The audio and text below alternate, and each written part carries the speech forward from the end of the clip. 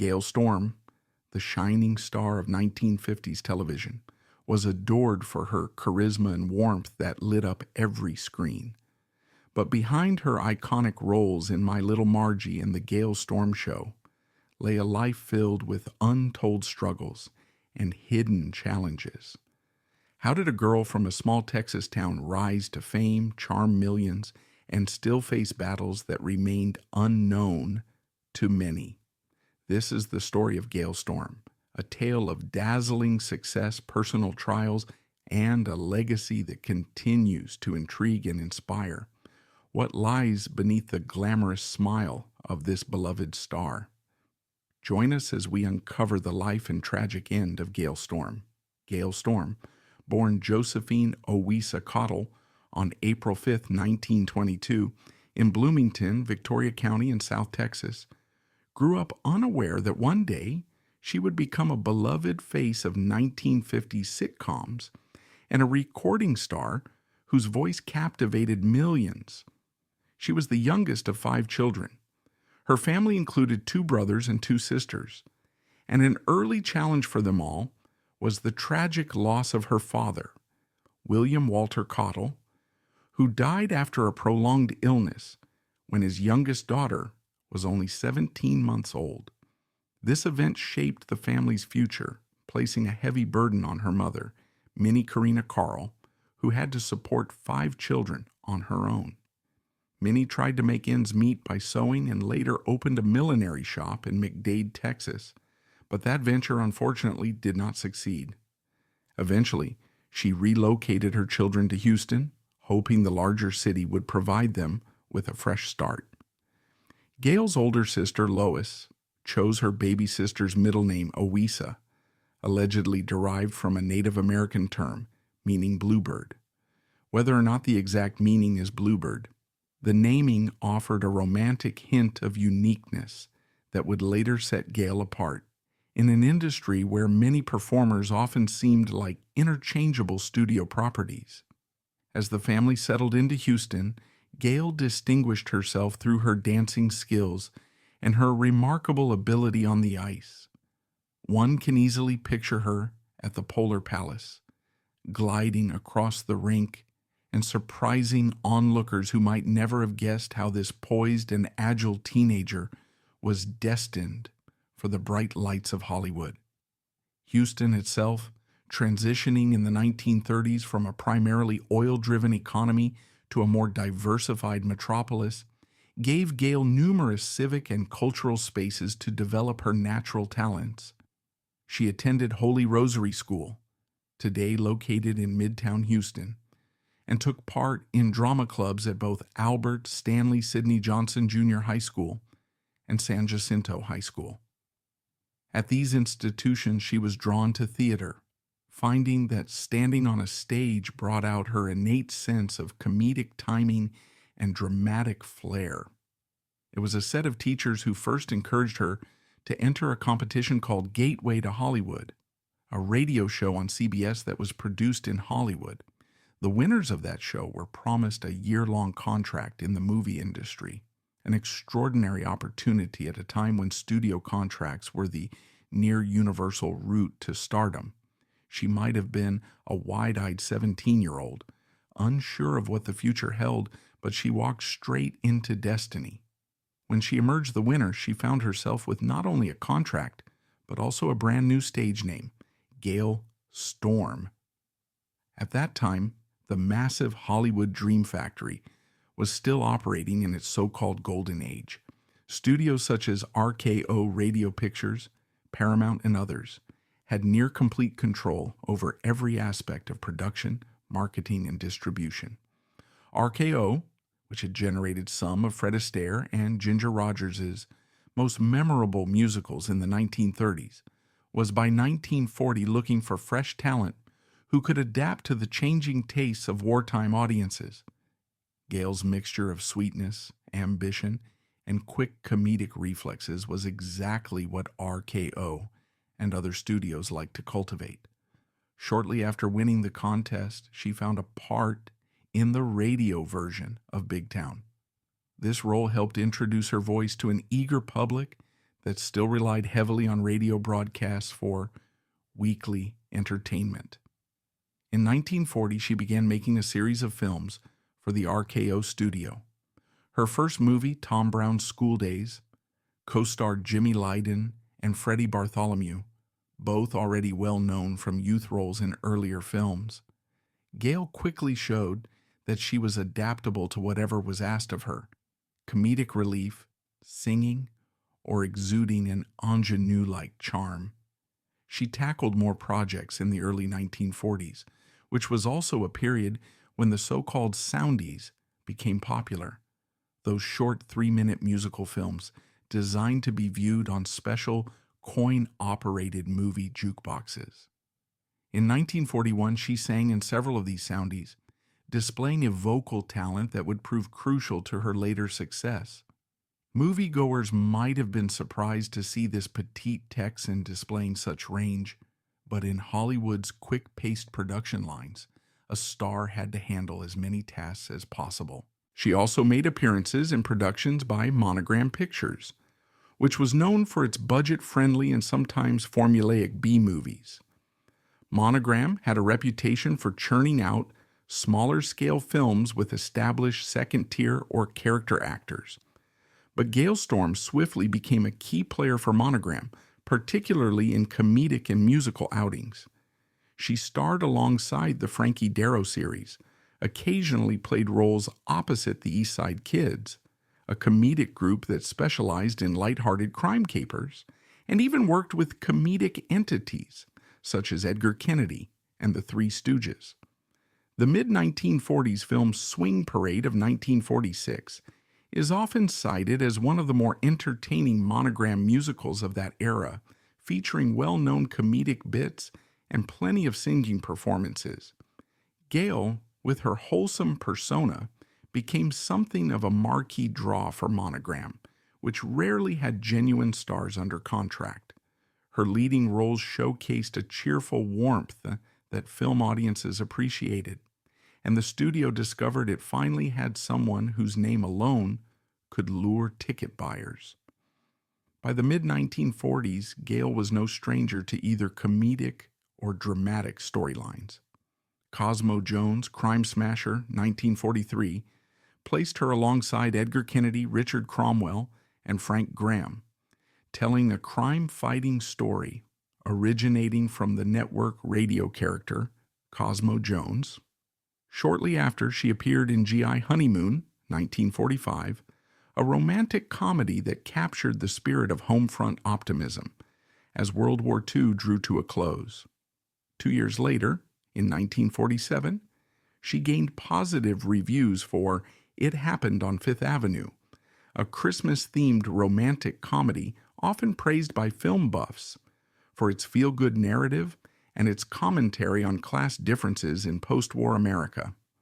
The Western Stampede also featured her, further proving she could pivot to different genres. Then, in 1950, she appeared in 2 film noir-flavored dramas, The Underworld Story and Between Midnight and Dawn, both of which showcased a more serious tone, indicating she wasn't confined to comedic roles alone. Her steady stream of pictures soon made her a recognized personality, and fan mail poured in, particularly from younger audiences who responded well to her spirited characters. By the 1950s, she was ready to make the leap into the emerging medium that was swiftly becoming America's favorite form of entertainment: television. Gale's initial forays involved guest spots on variety programs, including appearances where she could sing. One such example was the Pat Boone Chevy showroom, but she also showed up on other musical or comedic broadcasts. The year 1950 brought her first major television opportunity on Hollywood Premiere Theater, an ABC show, though it was her starring turn in My Little Margie, 1952 to 1955, that propelled her into widespread national fame. My Little Margie co-starred Charles Farrell, once a famous silent film actor, and revolved around the misadventures of Margie and her father, with each episode often featuring comedic mishaps, misunderstandings, and a father-daughter dynamic that resonated strongly with viewers in the early 1950s. This era is often associated with wholesome family sitcoms that capitalized on nuclear family humor and moral lessons. The show's success was, in fact, somewhat surprising initially, as it began only as a summer replacement for I Love Lucy on CBS. Yet it found such popularity that it ran for a total of 126 episodes, switching networks between NBC and CBS. Intriguingly, there was also a concurrent radio version featuring the same actors, airing from December 1952 until August 1955, during a period when radio dramas and comedies overlapped with television in complicated ways. Gale became iconic as Margie, a spirited young woman who might have comedic spats with her father, yet always ended an episode in a place of affectionate understanding. In that sense, My Little Margie epitomized the gentle comedic style that 1950s audiences craved. It provided wit without delving into social or political upheavals, focusing instead on everyday light-hearted chaos that a typical father and daughter might navigate. Capitalizing on her popularity, NBC chose Gale as one of the hosts for the Comedy Hour in the winter of 1956, a variety show that required her to demonstrate comedic flair and effortless stage presence. That same year, she took on another television project, The Gale Storm Show, Oh Susanna, which ran from 1956 to 1960, totaling 143 episodes. Interestingly, she was once again teamed with a silent movie star, Zasu Pitts, and the two formed a comedic duo that viewers quickly fell for. In The Gale Storm Show, she played Susanna Pomeroy, a cruise director aboard an ocean liner called the SS Ocean Queen. The premise allowed for endless comedic storylines involving cruise ship guests, port cities, and comedic misunderstandings. Audiences of that period found the setting fresh, the comedic format reminiscent of what they already loved about Gale, and the gentle humor appealing for family viewing. Throughout the 1950s and 1960s, she graced a number of other television programs as well, sometimes as a guest star, other times as a panelist. She appeared on the enduring CBS show What's My Line, in which celebrities tried to guess a guest's occupation, and she also functioned occasionally as a mystery guest in which panelists had to identify her while she disguised her voice. But it wasn't just television that kept her in the public eye. She was about to have a parallel career in music, one that, in an unexpected twist, began because a child named Linda Wood recognized her voice on a Sunday night variety show in November 1954. Linda's father, Randy Wood, happened to be president of Dot Records. Impressed by Gale's performance, he offered her a contract before that night's broadcast had even ended. It's a story that speaks to the sometimes serendipitous nature of show business. One moment Gale was focusing on comedic roles, and the next she was being courted as a potential recording star. Her first major single with Dot was I Hear You Knocking, a cover of Smiley Lewis's R&B track. This up-tempo number shot up the charts and sold over 1 million copies, a remarkable success for someone better known for sitcom hijinks than for singing. She followed that with Memories Are Made of This, a song popularized by Dean Martin, but Gale placed her own affectionate spin on it. On the B-side was Teenage Prayer, originally sung by Gloria Mann, giving her a 2-sided chart success. Her version of Why Do Fools Fall in Love, originally a doo-wop hit by Frankie Lyman and the Teenagers, gave her another reason to remain confident in her second career.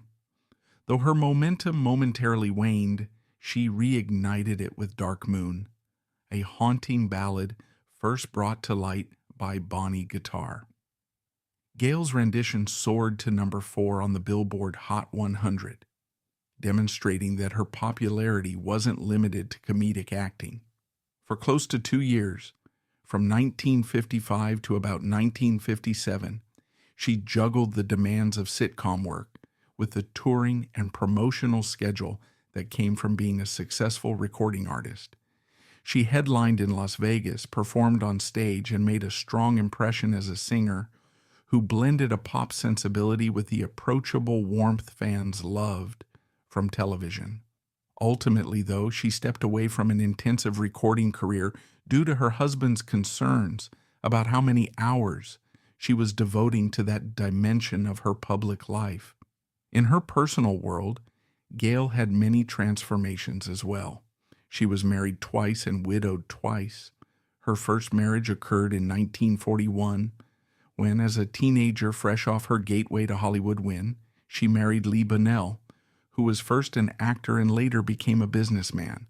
Together they had 4 children, Peter, Philip, Paul, and Susanna, a reflection perhaps of Gale's sense of wanting a large family that echoed her own childhood environment with multiple siblings.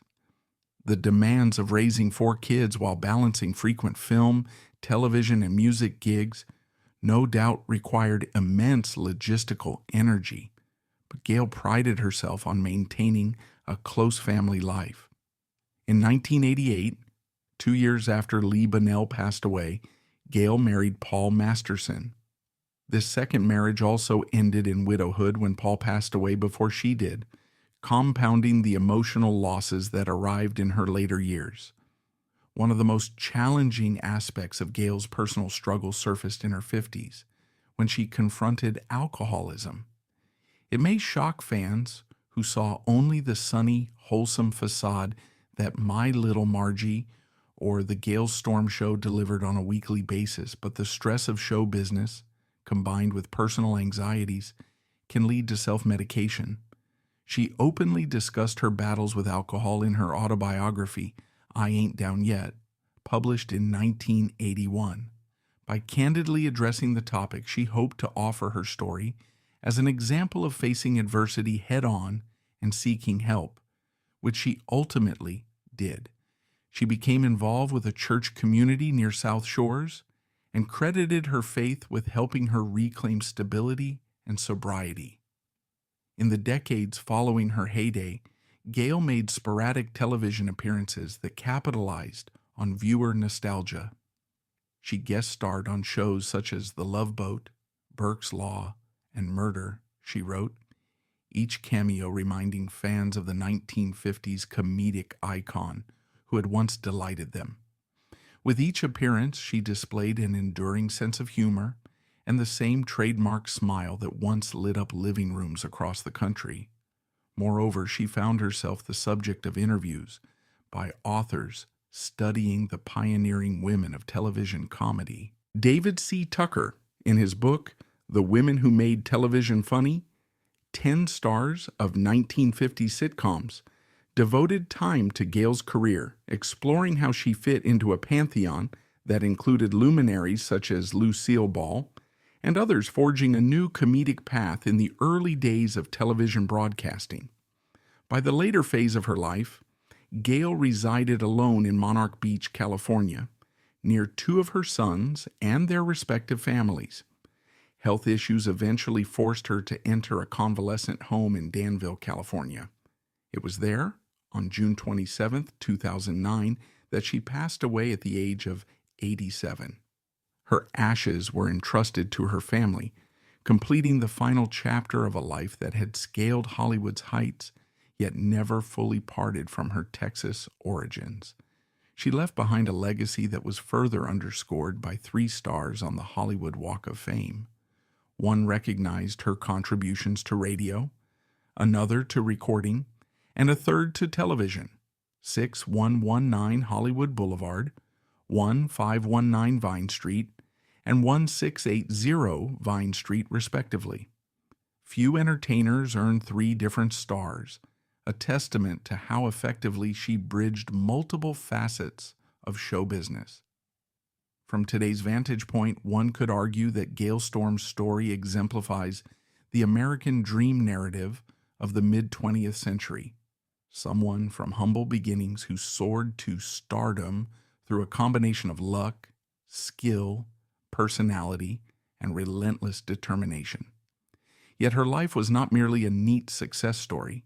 It contained personal grief, repeated widowhood, a battle with addiction, and the complexities of juggling a career and family in an era when many female stars felt obligated to prioritize domestic ideals.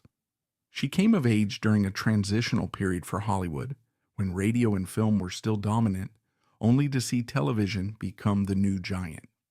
In analyzing her career more deeply, one notices how My Little Margie and the Gale Storm Show arrived at a time when networks were hungry for comedic programming that could stand toe-to-toe with the might of I Love Lucy.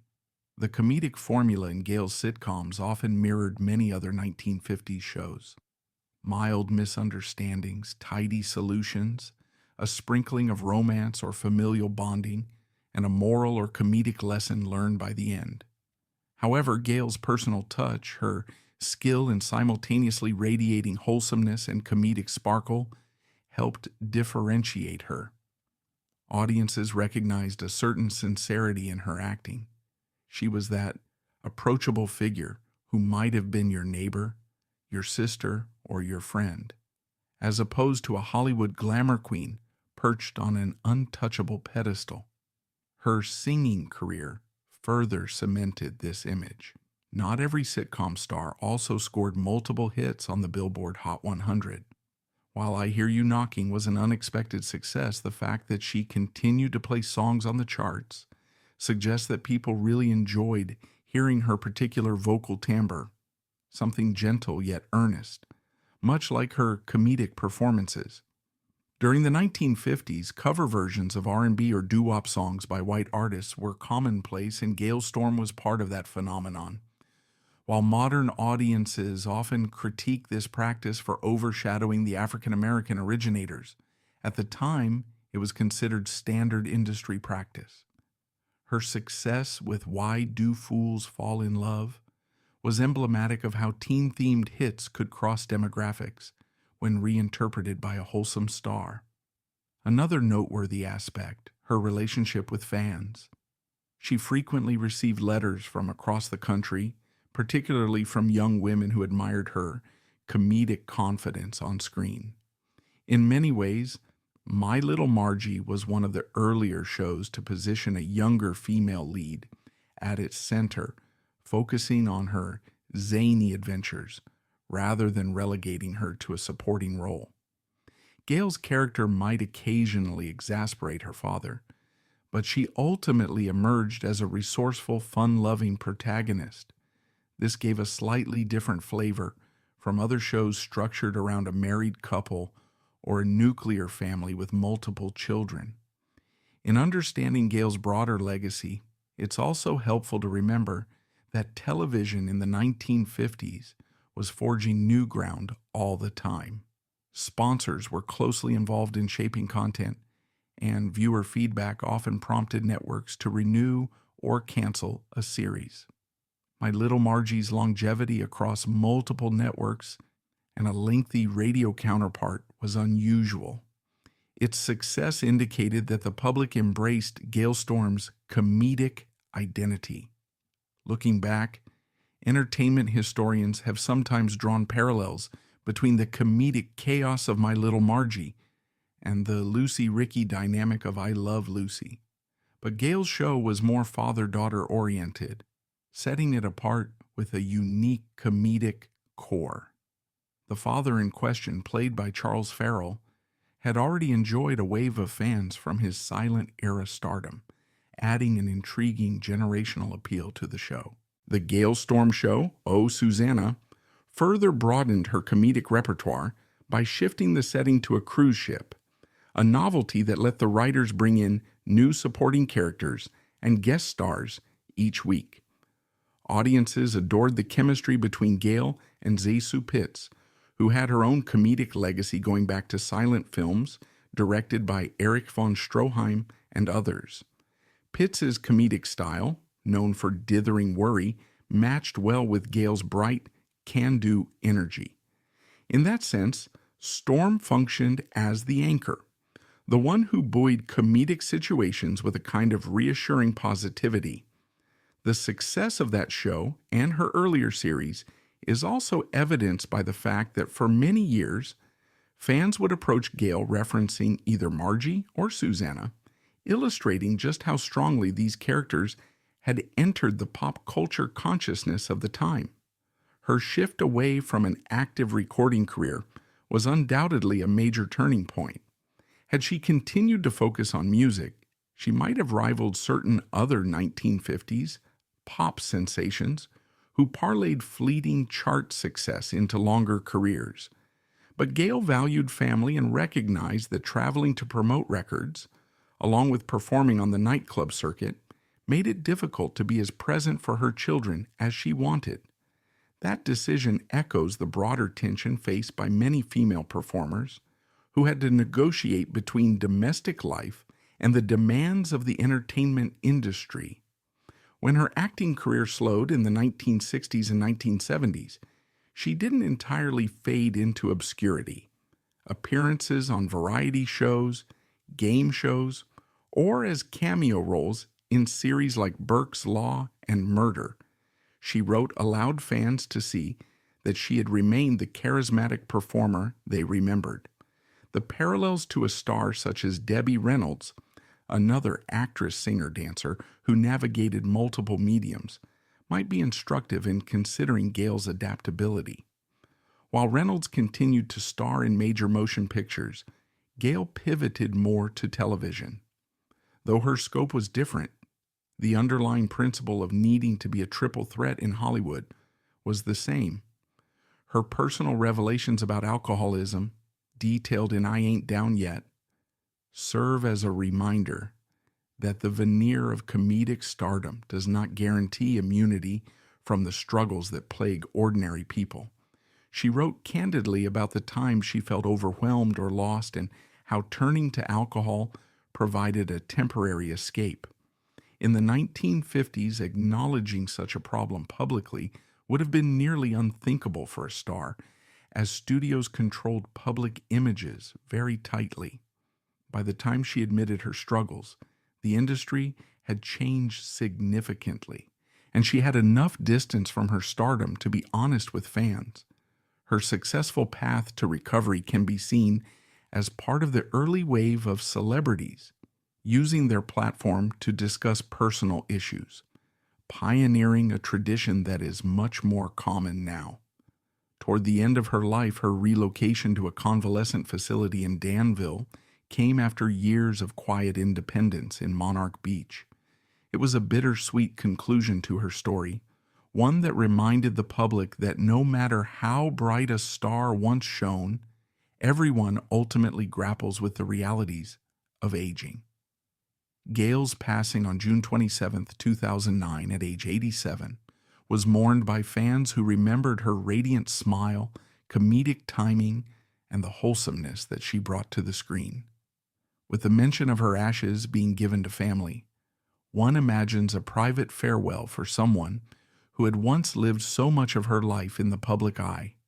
Her 3 Walk of Fame stars, distinct honors for radio, recording, and television, might best encapsulate the breadth of Gale Storm's abilities. Radio was where she gained her start, winning that audition on Gateway to Hollywood, and then performing in radio dramas. Recording was the unexpected second act that gave her top 10 hits. Television was the space in which she truly became a household name, joining the pantheon of 1950s sitcom figures who shaped how the medium developed. Each star on Hollywood Boulevard is not merely a testament to the number of roles she played, but to how widely she extended her talents in a rapidly evolving entertainment sphere. From a broader historical vantage point, her legacy also underscores how mid-century America adored light-hearted escapism on screen. The Great Depression and World War II had been followed by the anxieties of the Cold War, and comedic television, featuring characters like Margie, provided a welcomed sense of reassurance. Gale Storm, with her kindly smile and resonant laughter, was a fitting figure for that cultural moment. Even though the decades that followed would bring edgier comedic styles and more daring social commentary, Storm's work remains a snapshot of a particular optimistic period in American life. Her willingness to address her personal struggles later on added depth to her public persona, showing that the comedic facade wasn't the sum total of who she was. In interviews given toward the latter half of her life, she often reflected on how grateful she felt to have participated in the early years of television, seeing it grow from a fledgling medium that advertisers were unsure about into a cultural behemoth that revolutionized global entertainment. She remembered a time when entire neighborhoods would gather around a single television set, and fan letters arrived by the hundreds every week. She also retained vivid memories of working for smaller studios like Monogram Pictures, where budgets were tight but camaraderie was high. She liked to remind people that those B movies trained her to be punctual, prepared, and adaptable. If you only had a few days to shoot a film, you had to master your lines quickly and adjust to any sudden changes the director or producer demanded. The experience gave her a work ethic that carried her across multiple mediums. Her story, therefore, also stands as an interesting case study in the studio system's transition period. By the late 1940s and early 1950s, that old system, where an actor was bound to a single studio for years at a time, was showing signs of wear, and new stars sometimes jumped between studios for various deals. Yet Storm maintained a certain loyalty to RKO, then to Monogram, before eventually focusing on television. That path was somewhat typical of performers who struggled to find their niche in big-budget A pictures, but found ample opportunity in B movies, and eventually soared in the more nimble world of television. Furthermore, her presence on the national stage as a singer, covering African-American R&B hits and teen anthems, reflects the complicated racial and cultural dynamics of mid-century pop music. While critics today might lament that black performers seldom received the same level of mainstream acceptance, Gale was part of a broader phenomenon that bridged different segments of the pop market, albeit in a way that often overshadowed original artists. That said, her success with I Hear You Knocking gave at least some impetus for new listeners to seek out the original version. This phenomenon was repeated by many white artists of the time, from Pat Boone covering Little Richard to Elvis Presley adapting blues standards. Gale, true to her comedic and easygoing persona, was rarely caught up in the controversies that sometimes accompanied these crossovers. She simply sang with a sincerity that earned her fans among the demographic who followed mainstream radio and variety shows. Her philanthropic or church-oriented endeavors, especially later in life, signaled that she did not remain isolated in her stardom. She tried to give back to the communities that supported her. Church membership and volunteer activities were common avenues for public figures at the time who sought meaningful personal engagement outside the film or music sets. All the while, she never lost that distinctive sense of optimism that characterized her comedic roles. Some acquaintances and fans who crossed paths with her in the 1980s and 1990s recalled that she was approachable, warm, and unpretentious, a far cry from the aloofness people might associate with famous Hollywood personalities. Taken as a whole, Gale Storm's life tells a larger tale of perseverance. From an impoverished childhood in Texas, a mother scrambling for money, a father lost far too soon, and a big sister bestowing a unique middle name, she rose to stardom by leveraging every opportunity that came her way. During the height of her career, she effectively balanced comedic television, chart-topping records, and personal responsibilities as a wife and mother. She faced the pain of widowhood twice, the challenges of addiction, and the unpredictable fortunes of show business. Yet until the final stretch of her life, she managed to sustain a spirited sense of humor that was evident whenever she gave an interview or made a rare public appearance. Even after her passing, a portion of her legacy remains visible on streaming services and classic television channels that continue to rerun My Little Margie and the Gale Storm Show. Younger generations might stumble across these programs and find themselves charmed by a comedic style that emphasizes innocence, mischief, and gentle family-friendly plots. Some are surprised to learn that the same woman behind that winning smile had multiple top 10 hits in the mid-1950s. Her 3 Walk of Fame stars speak to a rare trifecta of success. Fans of classic Hollywood also admire her early B-movie roles, noticing how she could deliver comedic lines or heartfelt ballads in low-budget musicals. In reading about Gale Storm's final years in a convalescent home, there is an undeniable poignancy.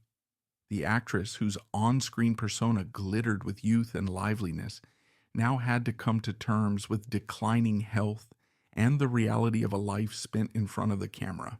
Still, one imagines she found solace in the knowledge that her life's work brought smiles to audiences around the world.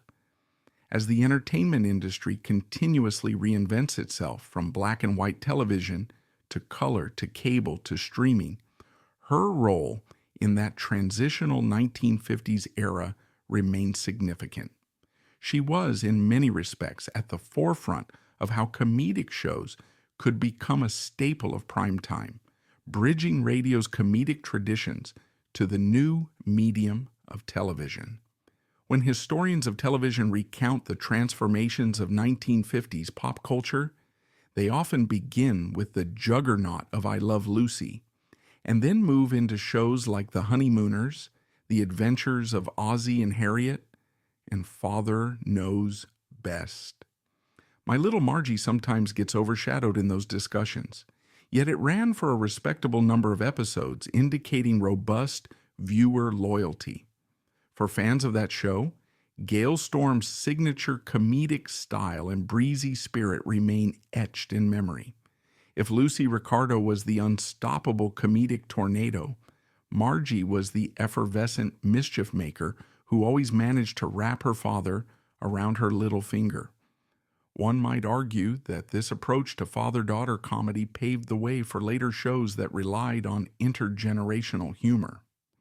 The broader significance of Storm's career also touches on the interplay between radio, film, and television, something that defined the mid-20th century entertainment world. As a radio actress, she lent her voice to a medium that had been the lifeblood of American entertainment before television. Sets became common in living rooms. As a B-movie performer, she honed her acting chops in the quick turnaround environment of Monogram Pictures. As a TV star, she became a friendly face recognized by families nationwide, earning enough goodwill to sustain a second show and multiple guest appearances over 2 decades. As a singer, she briefly rivaled many of the day's pop stars, scoring million-selling records and playing to packed rooms in Las Vegas. It's rare for an individual to thrive in all these domains, but Gale did so with an apparent ease that belied the challenges behind the scenes. From beginning to end, her journey was infused with resilience. Even her own recollection of childhood hardships, losing a father so young, watching her mother's attempts at entrepreneurship falter, never overshadowed the sense of hope that she carried into adulthood. People who worked with her on set often commented on her optimism and willingness to engage with everyone, from fellow actors to production staff. She rarely, if ever, garnered the drama or scandals sometimes associated with Hollywood personalities. Instead, she built a lasting reputation as a reliable performer and a genuinely kind individual. In the end, Gale Storm's death at 87 signified the passing of a television pioneer. In conversation with family, friends, and devoted fans, her name still evokes the memory of bright comedic roles, a succession of catchy pop hits, and the unwavering attitude of someone who overcame adversity.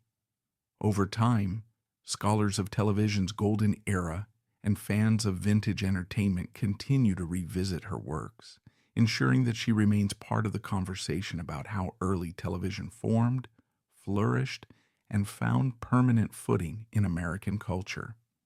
The three stars embedded in Hollywood's sidewalks, honoring her achievements in radio, recording, and television, remain silent witnesses to her multifaceted contributions. Much like the bluebird notion that her middle name might represent, Gale's path through the entertainment world spread musical and comedic wings, lifting her across varied creative landscapes. For audiences today who discover or rediscover My Little Margie or The Gale Storm Show, there is a particular nostalgia for that simpler era of television, an era of gentle laughs, comedic misunderstandings, and a bright, smiling star who seemed to illuminate every scene she inhabited. Even in a modern context, her story resonates. It's about seizing opportunities in uncertain times, confronting personal demons without losing hope, and leaving a diverse creative legacy that covers everything from comedic confusion on a cruise ship to a heartbreakingly tender take on a chart-topping ballad. Gale Storm endures as a symbol of fortitude, versatility, and the enduring power of laughter, a legacy that in many ways still plays on in the hearts of those who love classic comedy and timeless tunes.